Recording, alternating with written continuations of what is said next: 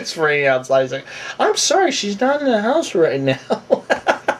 Classic. That was actually really funny. Sorry. And another part that was interesting here, well, not only that, the mom agrees to not bust them about the party, but says, like, for the sake of the family. Well, they're thinking they're getting everything, and they have the editor of the TV over, and just party. No, they all say, you kids are well behaved, and you guys are writing great columns. And the dad, is doing Civil War reenactments with photographs and all that. Well, during this party, they took photographs. Guess whose camera? Their dad's. Guess who didn't transfer or erase the film? Those two boneheads. So as soon as they hook it up to the TV, bang! Party's over. Both teams are busted. Busted royally. And this is right in front of the editor. So the editor's like, oh man, everything we thought is a bullshit lie. And they're like, oh. And they, pretty much this destroys the relationship after Roderick finds out that he sold them out, but then took it back. And he says, like, we're done. You're my brother, but you ain't my friend ever. So he walks away, and Greg is all alone. Doesn't know what to do. So as punishment, they get sent over to at their grandfather's place, which their grandfather's place that was boring. The senior citizen community is boring. Might be fun. The grandfather's just boring. So anyway, finds out Holly's there too, and then now Holly was the girl he was interested in. So Roderick finally gets some time alone with Holly to straighten out. Everything's going great. Roger's an idiot and writes everything down in his diary. Guess who finds it? Roderick.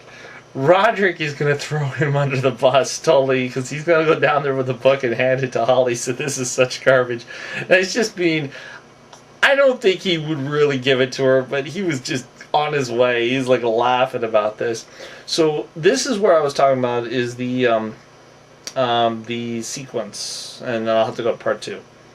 Okay, this next part is with the underwear sequence, and the underwear sequence is what I'm not a fan of on that, and this goes back to Corey Feldman's claim about pedophilia here, is that, yeah, you would think, you see a bunch of guys are like 19, 18 acting like dumbasses. I can think numerous movies that older guys like caught in their shorts just being dumbasses. That's funny. That's humor. This kid is like, I don't know, 12, 13, 15 maybe. And they got him running around in his underwear down hallways, down everything. I'm sure he's got like 2 or 3 pairs of underwear on. But the point is they could have done like just top shots. They could have done a lot. They showed him blam, like he's in his underwear. Oh, this is so funny. In some ways, I thought it was a bad taste in Hollywood. I really felt on that with all the stuff that is going on. There were better ways it could have handled that. Plus the grossness where he was running us under. He got the book back from Roderick, but then ran into the women's restroom, and they all called him, people telling him all these senior citizen women just beat the hell out of him.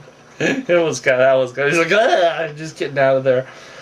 But that portion of it, I think that could have been edited out. That was not. It's one thing, like you said, you see the adults or over 18, running like a dumbass because, like, so that's comedy, that's humor. This is kind of tasteless. This is like not even. I'm just saying universally. If it was a girl or a guy, it would have been the same thing. It was kind of tasteless. It didn't need to be done. However, I guess in the book they thought it was funny, and with the climate, kids would laugh about it and everything, which in a lot of ways it was funny. But it was kind of the whole movie is based really on a Keystone Cops concept where things keep getting worse and worse and worse and worse. Then they got better, then they got worse, then they got better, worse and worse and worse, and then everyone was happy at the end. But anyway, he gets the book back, but then while he's running around his underwear and everywhere, guess who tapes him? Because their grandfather likes to watch the lobby, tapes the whole thing of him running around all the complex naked, or half naked. So he's like, I'm going to put this up on YouTube. Haha, Roderick got him. So anyway, they get back. Their punishment is simply they are grounded for like a month and they can't go to the talent show, or they can't participate in the talent show. Roger can, and he hates his brother for it because he said, this should have been my break and you messed it up. So for some reason they end up going to the talent show. Now it's pretty obvious that they're going to be involved in the talent show at this point on that, but they're going there for community service. Now honestly, as far as community in the state of California, that's not that popular out here anymore. At least not in some of these cities. People are so busy they don't care. I mean, they'll do their community service like once a year, but not like this movie. It's like every event they gotta go on that. But anyway, on that. But so they go out there, go to the thing, they go to the talent show, and they find out that they see some of the people, Fragley, and the magic show. Now, the magic guy, his assistant that he did get, the fat redhead kid, bailed on him. And his mom, Greg's mom tried to throw Greg under the bus, said, oh, he'll be your assistant. And he's like, no, Mom. And he finally tells her, look, there's this girl named Holly on the blah, blah, blah. I don't want to do this because she's going to think less of me. And Mom's like, no, I'm not going to do this. On that, I understand totally. On that, and he's like, can you point her out? And now that's how Mom should act. It's like, come on, I want to see this girl. Who are you talking about? Who you that shit?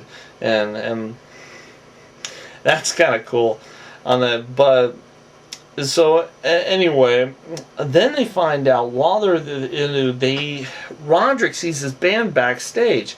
He goes back there. He's like, "What the hell, man? I'm loaded diaper of that," and they're like, "No, man, we got a new band, new backbone. We don't need you." And he's like, "It's my band." I did. Well, that's a rock and roll business, dude. And he's like, "Frick."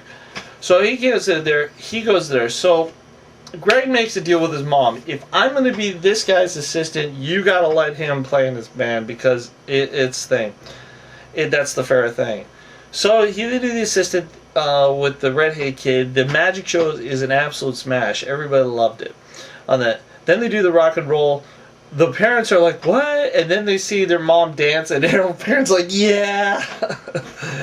On that, so it was the mom dancing was they're like, don't you realize everybody's clapping for the mom, not them? And they're like, just keep it between us. He's happy, she's happy, let's all be happy.